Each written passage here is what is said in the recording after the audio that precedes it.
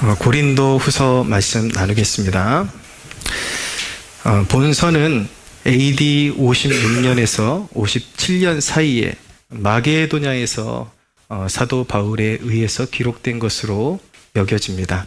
보통은 고린도 전서와 후서 사이에 그 공백 기간이 한 6개월에서 1년 정도의 시간이 있었다라고 믿습니다.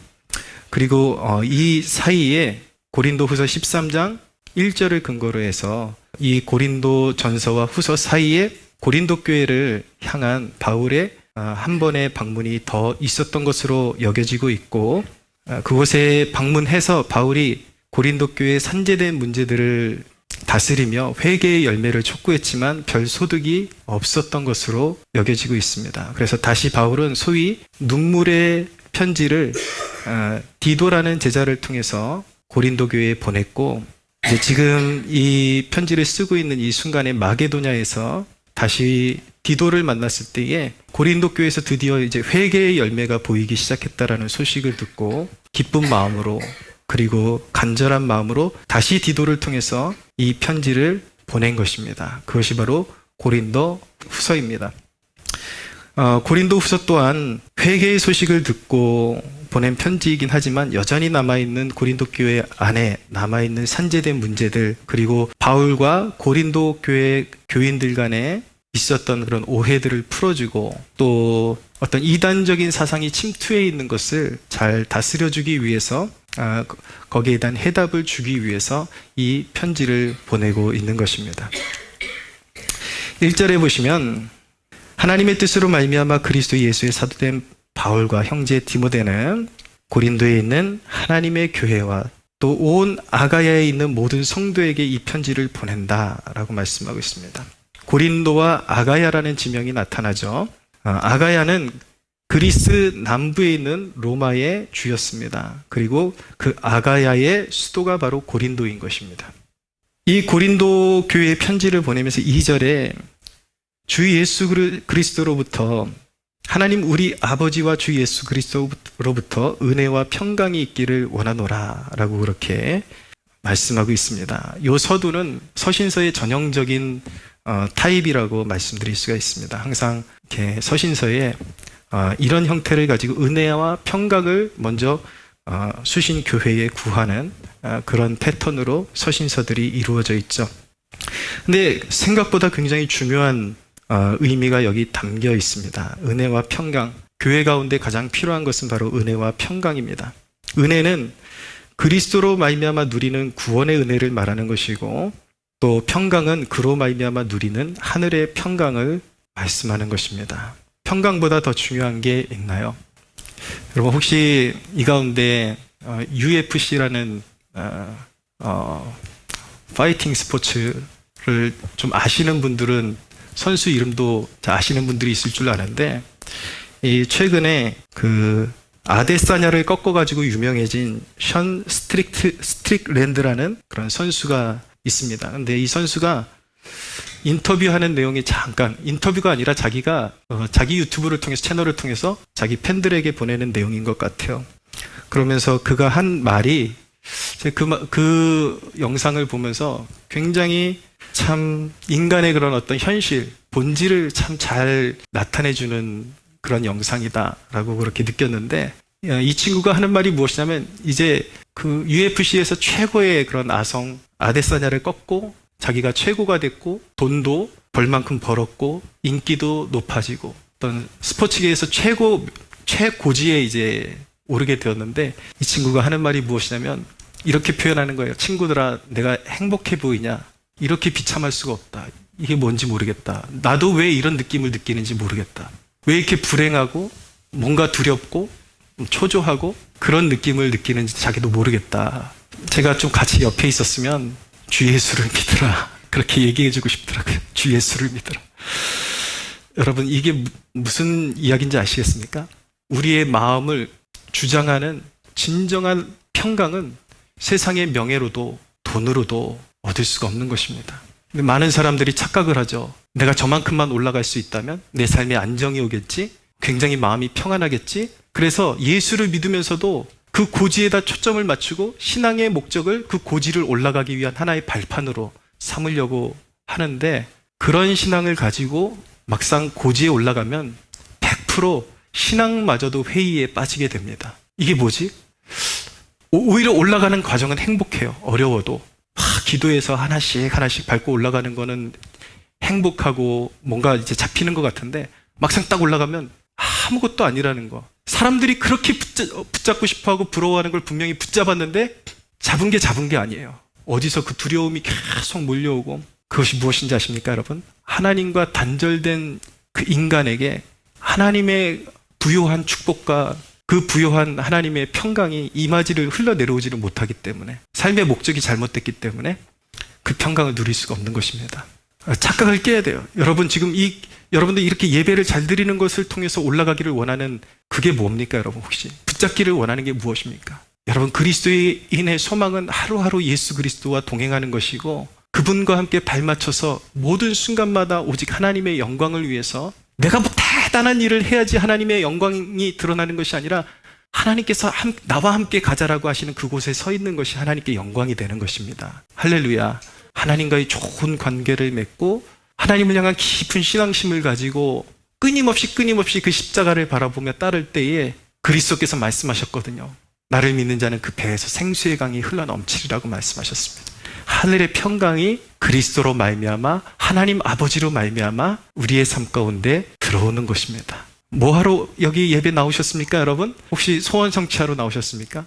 아닙니다. 주님하고 관계를 맺지 않으면 모든 것이 허당입니다. 사랑하는 여러분, 여기 임재하신 주 예수 그리스도와 그분의 하나님으로 말미암아 기뻐할 수 있는 여러분들 되시기를 축원합니다. 이제 3절에 바울은 하나님에 대한 송축으로 본격적인 글을 시작합니다. 그런데 하나님이 어떤 분인지에 대해서 바울이 송축하고 있는데 3절을 같이 한번 읽어보시죠. 시작. 찬송하리로다. 그는 우리 주 예수 그리스도의 하나님이시요 자비의 아버지시요 모든 위로의 하나님이시며. 여러분 바울이 송축하는 하나님은 어떤 하나님인가? 예수 그리스도의 하나님이다. 첫째는 예수 그리스도의 하나님이시다 라고 말씀하고 있습니다. 이 대목이 얼마나 중요한지 알고 계십니까?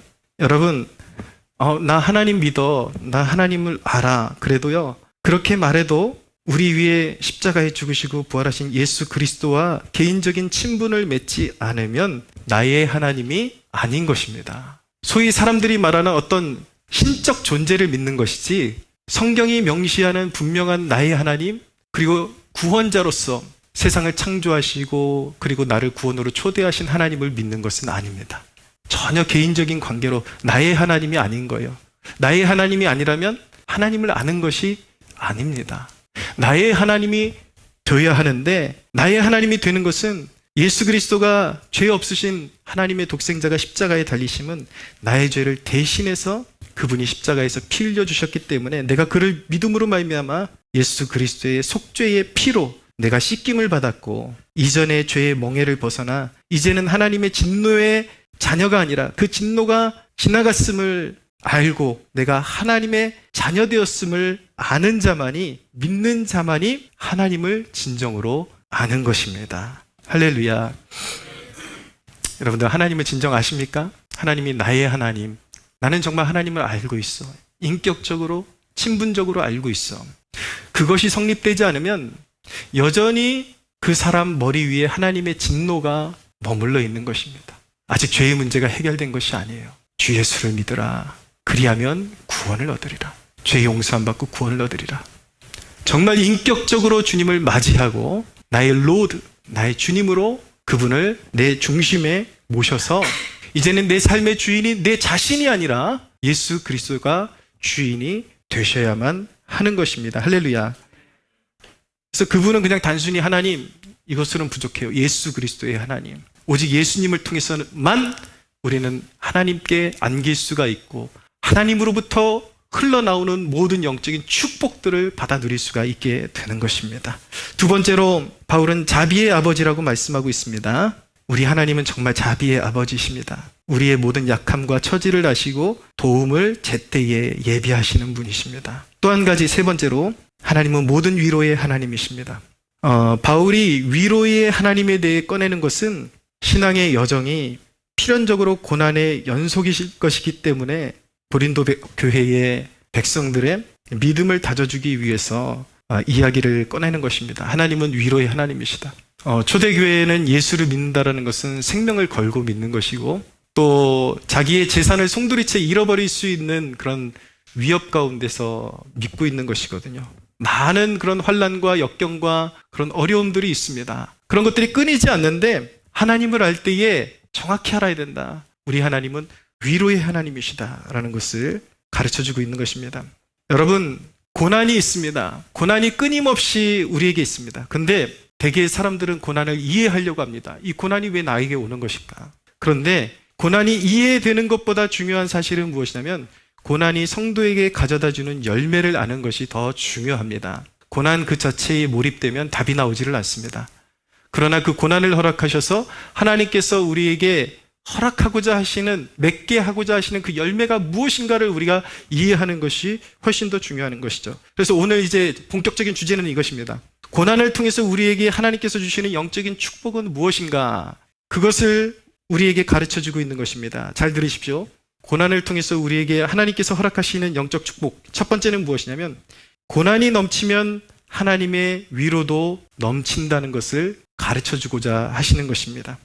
고난이 넘치면 하나님의 위로도 넘치는 것입니다. 4절에서 5절을 보십시오. 우리의 모든 환난 중에서 우리를 위로하사 우리로 하여금 하나님께 받는 위로로서 모든 환난 중에 있는 자들을 능히 위로하게 하시는 이시로다. 그리스도의 고난이 우리에게 넘친 것 같이 우리가 받는 위로도 그리스도로 말미암아 넘치는도다. 아멘. 믿는 자에게 고난이 필연적인 것은 바로 우리의 주 되시는 그리스도께서 고난을 넘치도록 받으셨기 때문인 것입니다. 요한복음 15장에 보면 내가 너희를 택했기 때문에 세상이 너희를 미워하느니라 라고 예수님께서 말씀하셨습니다. 끊임없이 고난이 있을 것입니다. 왜인지 아십니까? 영적인 구조가 그렇게 되어 있기 때문인 것입니다. 주님께서 우리를 자녀라고 하셨고 선택하셨고 구원으로 초대하셨고 하나님의 자녀로 부르셨습니다. 세상은 아직 마귀의 권세 아래에 있기 때문에 사탄은 성도를 시기하고 어떻게 해서든 넘어뜨리려고 안간힘을 쓰고 있는 것이고, 그리고 또 죄에 빠진 인간 스스로가 자처하는 고난도 있기 마련인 것입니다. 계속해서 고난이 다가오게 되어 있습니다. 그러나 믿음의 축복은 무엇인가? 그리스도께서 고난받으셨기 때문에 그리스도인은 자연스럽게 세상으로부터 미움을 받고 고난을 물려받지만 동시에 그리스도의 승리도 물려받는다라는 것이 바로 믿음의 축복인 것입니다. 할렐루야. 오늘 여러분들의 마음에 새기십시오. 그리스도인은 세상으로부터 미움을 받지만 그리스도의 승리도 함께 취하게 될 것입니다. 그리스도께서 심한 고난을 받으셨기 때문에 부활의 승리가 더 값지고 영광스러운 것입니다.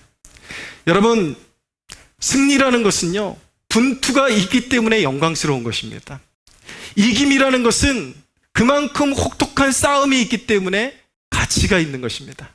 예수 그리스도의 부활이 가치가 있는 이유는 그분이 십자가에 못 박히셔서 죽음을 맛보셨기 때문에, 고난을 받으셨기 때문에 부활의 승리가 더욱 영광스럽고 가치가 있는 것입니다. 할렐루야.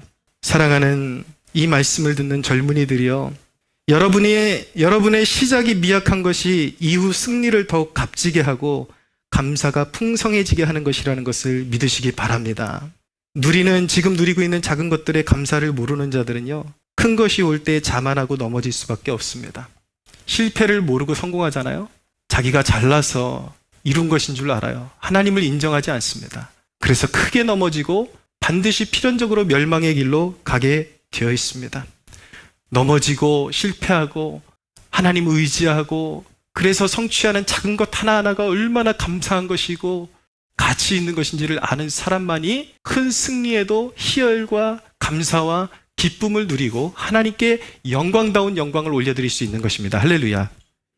여러분, 개척 목회를 하면서 정말 여러분, 우리가 여기 이사 오기 전에 6년 동안, 그리고 여기 이사 와서도 2년 동안, 만 8년 동안 아무리 심어도 싹이 나지 않는, 갈아도 1년만 더 참으면 내년엔 열매가 맺혀지겠지. 그래서 속는 셈 치고 1년 더 걸어가요. 그 다음에도 1년만 더 걸어가면 내년에는 좀 뭐가 있겠지. 그렇게 8년을 보냈습니다. 아무것도 맺혀지지 않는 그런 시간들을 보냈어요. 그런 시간들을 보내니까 나중에는 여러분들 이해할 수 있을지 모르겠는데 눈물도 안 나와요. 이젠 너무 힘들어가지고 우는 것조차도 말라버릴 것 같은 그런 막 혹독한 그런 시련의 끝에서 하나님께서 어느 날 좌절해 있는 저에게 소망의 메시지를 말씀으로 부어주신 것이 있는데, 학개서를 통해서 그 말씀이 제게 임하고 나서 한 영혼씩 우리 교회를 찾아오기 시작하는데, 그 한 영혼 한 영혼이 귀한 이유가 무엇이냐면, 이전에 아무리 전도하고 아무리 애쓰고 눈물로 뿌려도 무엇 하나 나지 않는, 싹이 보이지 않는 그런 과정을 8년을 겪어왔기 때문에 그 과정에서 하나씩 맺혀지는 그 영혼의 그 소중함과 하나님을 향한 감사함이 넘쳐날 수밖에 없는 것입니다. 앞으로 우리 교회에 큰 무리가 모이게 될 때에 그것은 하나님의 전능하심으로 인해서 이루어진 일이기 때문에 더더욱이 하나님을 높이고 찬양할 수밖에 없는 것입니다. 할렐루야. 과거에 이 교회가 어떤 과정으로 지나왔는지 아는 사람은 하나님께서 비로소 좋은 열매들을 풍성하게 맺게 하실 때에 하나님의 기적과 하나님의 능력을 송축하고 그 기적을 바라보며 진정으로 우리 하나님은 기적의 하나님이시, 죽은 자를 살리시는 하나님이라고 마음을 다해서 고백할 수 있게 되는 것입니다. 할렐루야. 사랑하는 여러분, 이 땅에서는 여전히 영적인 싸움이 있고 고통이 있을 것인데, 이 땅에서 그런 고통이 있기 때문에 우리가 믿음을 가지고 들어가는 저 천국의 기쁨이 더해지는 것입니다. 천국이 천국인 이유는 이 땅에서의 그런 영적인 싸움과 고통과 분투가 있었기 때문에 천국의 기쁨이 우리에게 더 소중하고 그 구원의 그 놀라운 은혜가 더 영원토록 우리 마음에 간직될 수밖에 없는 것입니다. 할렐루야. 여러분, 고난이 넘치는 곳에 하나님의 위로가 넘칩니다. 우리는 하나님께 소망을 두고 우리의 진정한 위로는 오직 하나님께 있음을 믿어야 하는 것입니다. 이제 선거가 다가오잖아요. 선거가 다가오면은 저는 좀 걱정이 되기도 해요. 우리가 지지하는 사람들이 당선이 되면 그나마 또 막 우쭐댈 테고, 또 우리 마음대로 선거가 이루어지지 않으면 얼마나 또 실망하는 모습을 보게 될까요? 또 세상 바닥이 꺼지는 것처럼 그렇게 고통스러운 그런 얼굴을 하게 될 텐데, 여러분, 기도하면서 하나님이 주시는 마음으로 선한 양심을 가지고 하나님 앞에서 선거 잘 치르시기를 바랍니다. 할렐루야. 그렇지만 여러분, 어떤 결과를 주시든지 하나님의 통치를 바라보는 시선을 한순간도 잃지 않게 되기를 바랍니다. 여러분, 하나님께서 함께 하시지 않으시면 선거에 이겨도 늘 나라는 풍랑 속에 빠져들어갈 수밖에 없는 것입니다. 하나님이 함께 하시면 스스로 높아진 자들을 하나님께서 친히 부끄럽게 하시는 역사를 보게 될 것입니다. 할렐루야. 하나님이 통치하십니다. 기도하는 백성들이 소망입니다. 요한계시록을 통해서 제가 누누이 말씀드렸지만 기도는 하나님의 통치에 동참하는 것이라고 말씀드렸습니다. 우리가 기도할 수 있는 한 이 나라에 소망이 있고 하나님의 끊임없는 간섭과 개입은 끊이지 않을 것입니다. 선거 결과는 결국 이 나라의 그 긴 역사를 앞으로 바라볼 때에 계속 엎치락뒤치락 할 것입니다. 그때마다 여러분 한 번 울고 한 번 웃고 한 번 울고 한 번 웃고 계속 그 일을 반복하시겠습니까? 우리의 시민권은 하늘에 있고 우리는 하나님의 통치를 바라는 자들이라는 그 사실을 한순간도 잊지 않는 우리 되기를 간절히 소원합니다. 여러분, 하나님으로부터 위로를 받으십시오. 지금 우리 보수 그리스도인들의 위기는 무엇인지 아십니까? 정치를 하나님보다 더 사랑하기 때문에 이 보수 그리스도인들의 이단들의 텃밭이 되었습니다. 너무나도 부끄러운 일이에요. 나라를 살리고자 하는 그 마음을 알겠지만 얼토당토한 이단들을 추종하면서 사람들이 하는 말은 그거예요. 저 사람이 신앙은 좀 이상하지만 저 사람만큼 나라 사랑하는 사람 찾아보기 힘들다. 저 사람 무너지면 우리나라에 소망이 없다 그래요. 그런데 여러분, 그랬습니까? 과연 정광훈이라는 사람을 통해서 나라가 회복됐습니까? 우리가 코로나 시즌에 얼마나 교회가 억압받으면서 교회 문을 닫고 1만 교회가 문을 닫고, 여러분, 예배의 자유를 정광훈이 찾아줬습니까? 온갖 사이비 종말론, 심지어는 성경을 한국 교회를 욕보이고 한국 교회가 사용하는 성경이 사탄이 변개한 성경이다. 아무리 이단 사설을 퍼뜨리고 거짓된 종말론을 퍼뜨리고 그래도 보수 그리스도인들은 정신을 못 차려요. 저는 그러면 그럴수록 영적인 순결함을 잃는 한국교회를 향해서 하나님의 진노의 손길이 더 거세질 것이라고 저는 믿습니다. 여러분, 왜 이 사람 아니면 북한 통일 안 돼? 이 사람 아니면 정권 교체 안 돼? 여러분, 이거 우상숭배예요. 이단들을 따라다닐 열정을 가지고 자기가 속한 건강한 교회에서 기도 모임을 만드십시오. 할렐루야.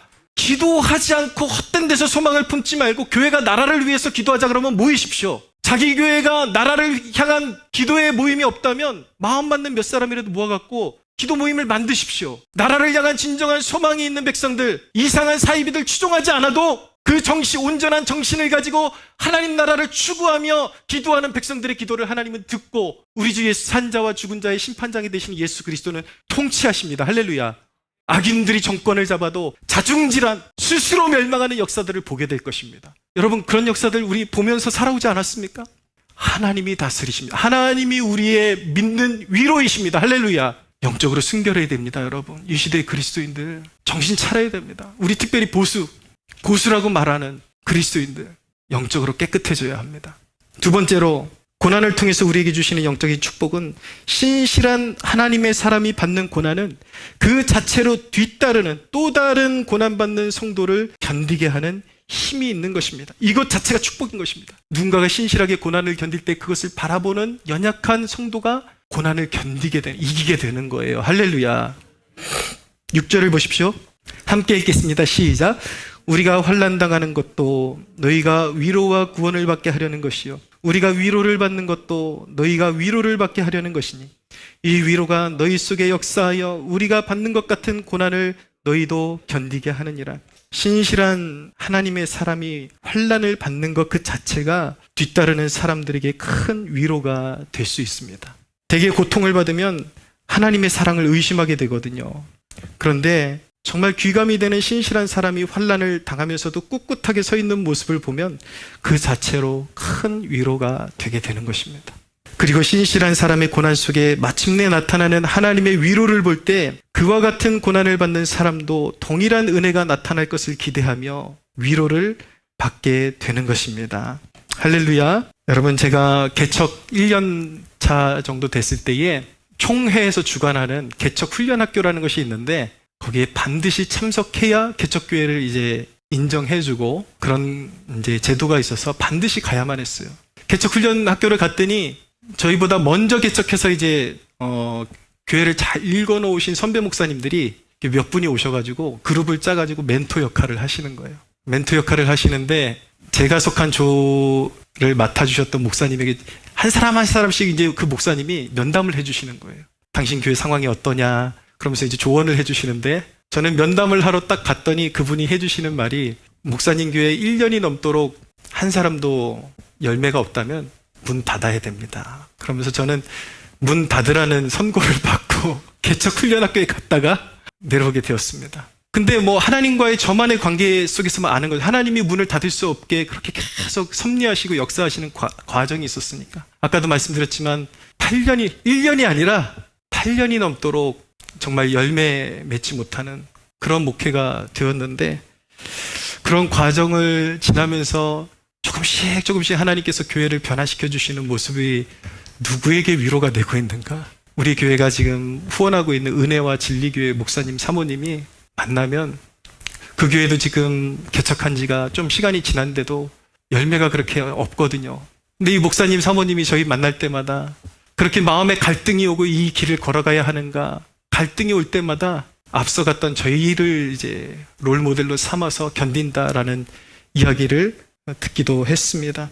여러분, 고난을 잘 견디고 이겨낸 한 사람의 그리스도인 그 모습은요, 절망과 좌절 가운데 쓰러져가는 누군가를 일으키는 힘이 있는 것입니다. 할렐루야. 근데 개척 초기에 그렇게 퍽퍽한 상황에 저도 버틸 수 있었던 이유는 이전에 목사님들 가운데, 옛날 목사님들 가운데 그런 간증하는 목사님들 얘기를 들은 적이 있어요. 개척을 했는데 수년 동안 사람이 없어가지고, 옛날 쌀가마니 아세요, 여러분? 옛날 이렇게 요즘같이 종이로 된 거 말고 진짜 말 그대로 쌀가마니 있습니다.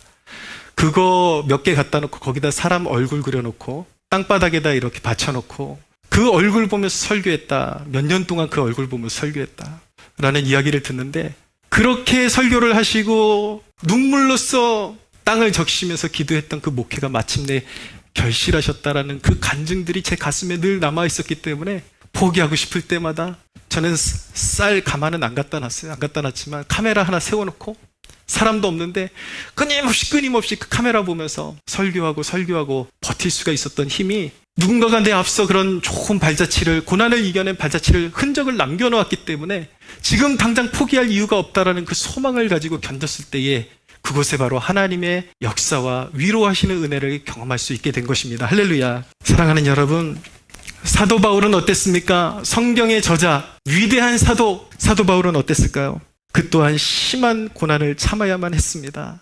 오늘 말씀해 보니까 8절을 보세요. 형제들아, 우리가 아시아에서 당한 환난을 너희가 모르기를 원하지 아니하노니 힘에 겹도록 심한 고난을 당하여 살 소망이 끊어지고 우리는 우리 자신이 사형 선고를 받은 줄 알았으니 이는 우리로 자기를 의지하지 말고 오직 죽은 자를 다시 살리시는 하나님만 의지하게 하심이라. 할렐루야.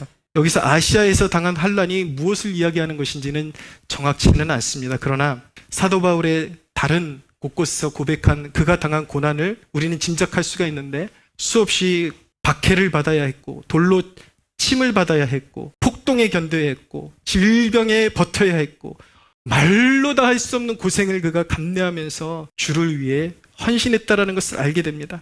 오죽하면 바울이 고백하기를 우리가 고난이 너무 심해서 살 소망까지 끊어졌다라고 말하고 있을까요? 여러분, 바울은 살 소망까지 끊어져가는 그런 고난의 한복판에서 하나님께서 사랑하시는 자들에게 혹독한 시련을 주시는 이유를 발견했습니다. 그것이 무엇인가? 자기 자신을 의지하지 않고 죽은 자를 살리시는 전능한 하나님만 의지하게 하려 하심인 것입니다. 할렐루야. 여러분, 이것이 바로 절망한 백성들에게 얼마나 큰 위로입니까? 죽은 것 같지만 그리스도인 안에는 부활의 생명이 있기 때문에 죽지 않아요. 할렐루야. 망할 것 같지만 망하지 않아요. 여러분, 믿는 자는 망하지 않습니다. 할렐루야. 믿는 자는 쓰러지지 않습니다. 할렐루야. 여러분, 아무것도 할 수 없을 때조차 하나님은 일하시며 차질 없이 계획을 이루십니다. 그렇기 때문에 우리는 하나님을 떠올리며 말씀을 우리가 상기하며 우리는 승리할 수 있는 것입니다. 할렐루야. 여러분, 결국 이런 신실한 사람이 받는 고난과 위로는 같은 고난을 겪고 있는 사람들을 견디게 하는 힘이 있는 것입니다. 사랑하는 주의 백성들이여, 견디십시오. 할렐루야. 견디십시오. 믿음으로 견디십시오. 여러분들이 지금 당하고 있는 그 고난을 잘 견딜 때에 반드시 승리의 면류관을 쓰게 될 것이고, 여러분들의 삶은 그 자체로 누군가를 일으키는 영향력 있는 존재가 될 것입니다. 할렐루야. 마지막으로 세 번째입니다. 세 번째 고난을 허락하셔서 하나님께서 백성들에게 허락하시는 축복은, 고난이 멈추지 않는 세상 한복판에서 담대한 믿음을 가진 사람으로 우리를 성장시키는 것입니다. 영적인 성장이야말로 하나님께서 우리에게 주시는 놀라운 축복이라는 사실을 믿으시기를 바랍니다. 10절을 보십시오. 그가 이같이 큰 사망에서 우리를 건지셨고 또 건지실 것이며 이후에도 건지시기를 그에게 바라노라 라고 말씀하고 있죠. 큰 고난을 이겨본 사람은 영적인 풍채가 다를 수밖에 없습니다. 그 사람은 경험상 알고 있어요. 경험상 위대하신 하나님께서, 전능하신 하나님께서 이 위기 가운데서 이전에도 건지셨고 또 건지실 것이며 앞으로도 건지실 것을 그는 믿고 있는 것입니다. 할렐루야. 큰 고난을 통과해본 사람일수록 풍채는 당당해질 수밖에 없는 것입니다. 명장이 어디서 나옵니까, 여러분? 불리한 싸움에서 승리로 이끌어본 그 장수만이 명장이 될 수가 있는 것입니다. 죽을 것 같은 고난 다 한 번씩 통과해 봐야 돼요. 그러면 세상이 두려워지지 않게 됩니다. 당당해지게 됩니다. 여러분, 구약 성경에 보면 구약은 그리스도께서 이 땅에 오시지도 않고 오실 메시아를 바라보면서 구약의 빛은 희미한 빛이었습니다. 하나님께서 메시아를 보내주실 것이다라는 그 희미한 빛을 받고서도 다니엘은 사자 앞에서 얼마나 당당했습니까? 그러나 우리는 예수 그리스도께서 이 땅에 오셨고 죽음의 권세를 이기셨다라는 것을 분명히 우리는 믿음으로 보았고 알고 있습니다. 할렐루야. 그리스도께서 궁극적으로 승리하셨고 우리는 그 뒤를 따르고 있습니다. 우리는 그 완전한 빛을 우리 마음에 받아들이고 있기 때문에 우리는 사실 다니엘보다도 더 당당해야 정상인 것입니다. 할렐루야. 여러분, 중요한 사실 하나 있는데 이거 꼭 기억하셔야 돼요. 우리가 고난을 이기는 그 이김의 근거는 그 보증은 그리스도의 승리에 있는 것입니다. 우리가 잘 될 거야 라는 고백은요, 세상 사람들이 그냥 막연히 긍정적인 그런 마인드로 잘 될 거야 라는 거랑 전혀 다른 것입니다. 믿지 않는 자들은요, 긍정해도 멸망의 길로 갈 수밖에 없어요. 그 긍정은 일시적인 힘밖에 되지 않는 것입니다. 우리 믿는 자들의 긍정의 힘, 우리가 이길 것이라고 확신하는 그 확신은 어디서 오는가? 우리를 위해 죽으시고 부활하신 그리스도의 승리에, 우리의 이김에 근거가 있는 것입니다. 할렐루야. 그분과 우리가 연합했기 때문에 우리는 반드시 이 역경을 이길 것이라는 것을 믿음으로 확신할 수가 있는 것입니다. 주님은 나를 믿는 자는 죽어도 살 것이라고 말씀하셨습니다. 우린 인류의 궁극적인 난제인 죽음을 이긴 존재들인 것입니다. 할렐루야. 근데 뭐가 두려워요, 여러분? 우리 믿음 안에서 죽음을 극복한 존재들이 죽어도 살 존재예요. 사람들에게 죽음은 두려운 존재지만 우리는 죽음과 함께 주님 손에 안기고 영원한 안식으로 들어가게 되는 것입니다. 세상 그 누구도 그리스도인을 이길 수는 없습니다. 누가 하나님께서 능히 택하신 자들을 고발하리요? 의롭다 하신 이는 하나님이시니 누가 정죄하리요? 죽으실 뿐 아니라 다시 살아나신 이는 그리스도 예수시니 그는 하나님 우편에 계신 자요 우리를 위하여 간구하시는 자시니라. 누가 우리를 그리스도의 사랑에서 끊으리요? 환난이나 공고나 박해나 기근이나 적신이나 위험이나 칼이라. 기록된 바 우리가 종일 주를 위하여 죽임을 당하게 되며 도살당할 양같이 여김을 받았나이다 함과 같으니라. 그러나 이 모든 일에 우리를 사랑하시는 이로 말미암아 우리가 넉넉히 이기느니라. 내가 확신하노니 사망이나 생명이나 천사들이나 권세자들이나 현재일이나 장래일이나 능력이나 높음이나 깊음이나 다른 어떤 피조물이라도 우리를 우리 주 그리스도 예수 안에 있는 하나님의 사랑에서 끊을 수 없으리라. 할렐루야. 근데 왜 당신은 여전히 어두우십니까? 사랑하는 여러분, 믿는 자에게 보장된 승리의 권리를 다시 찾아오십시오. 할렐루야. 하나님은 세상을 창조하실 때 인간에게 세상을 다스리는 영광스러운 권위와 풍채를 주셨습니다. 그런데 죄로 말미암아 인간은 고난에 그리고 죄에 굴복하는 존재가 되었습니다. 그러나 믿는 자에게 하나님은 고난을 통해서 세상을 이기는 자로 성장시켜 주시는 것입니다. 사랑하는 여러분, 말씀 정리합니다. 제발 한결같을 수 없습니까? 조금만 더 한결같을 수 없겠습니까? 조금만 역경이 오면 바로바로 흔들리는 모습, 조금만 어려우면 바로바로 휘청거리는 모습, 언제까지 그런 모습으로 살아가려고 하십니까? 사랑하는 여러분, 말씀을 힘입어서 조금 더 한결같은 신실한 주의 백성들 되시기를 축원합니다. 그리스도인에게 신실함은 생명이에요.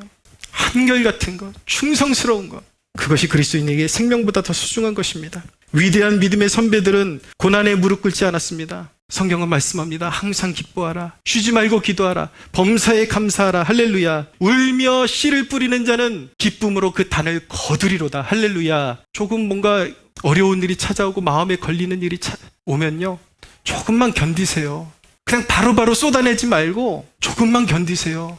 사랑하는 여러분, 사탄은 사명이 있는 백성들에게 사탄의 제1의 사명이 무엇인지 아십니까? 사탄의 제1의 사명은요, 하나님의 계획 가운데 있는 백성을 뽑아내는 것입니다. 믿음의 공동체에서 뽑아내고 신앙의 그 흐름에서 뽑아내고, 하나님은 우리와 함께 하시고 끝까지 도우십니다. 그런데 여러분들이 하나님을 향한 믿음의 시선을 고정시키지 않고 여러분들 내면에서 일어나는 속삭임에 타협하는 그 순간, 몇 년을 여러분들이 배회하고 방황하고 그 싸움에 지는 순간 여러분들은 끊임없이 속으로 사람들을 증오하고 교회를 증오하고, 여러분 그 영적인 방황과 이것이요, 사실 몇 년 사이에 끝날지 아무도 몰라요. 그 사람에게 복이 있으면 하나님께서 언젠가 회복시켜 주실지 모르겠지만, 여러분 우리가 살아가는 이 신앙의 한복판에는 한 번 그렇게 시험에 들어서 떠난 영혼들이 죽을 때까지 인생을 허비한 인생들도 허다하게 많습니다. 사랑하는 여러분, 생명 걸고 신앙 지키는 여러분들 되기를 바랍니다. 할렐루야. 고난은 축복입니다. 고난을 통해서 여러분들을 성장시키고 다니엘처럼 위풍당당한 하나님의 사람, 여러분 거기서 무너지면 얼마나 억울해요. 지금 여러분들의 삶의 현주소에서 굳건하게 서서 나중에 그래야 되지 않겠어요? 공동체에서 사람에게 시험 들고 또 여러 가지 어려움 가운데 있는 후배가 막 토로할 때에 좀 등 두들겨주면서 나도 그랬었어. 그렇지만 이기는 길밖에는 우리가 선택지가 없다라는 것을, 거기서 굴복하는 순간 모든 영적인 유업을 까먹는다라는 것을 경험자로서 당당하게 이겼던 그 발자취를 남겨주는 그리스도인이 복된 그리스도인이요, 정말 하나님 앞에 귀한 그릇으로 쓰임받게 될 줄로 믿으시기를 바랍니다. 여러분들이 한 발자국씩 한 발자국씩 남겨놓은 그 발자국이 뒷사람에게 무한한 소망을 주는 그런 발걸음이 되기를 주님의 이름으로 축원합니다. 하나님께 영광의 박수 올려드리겠습니다.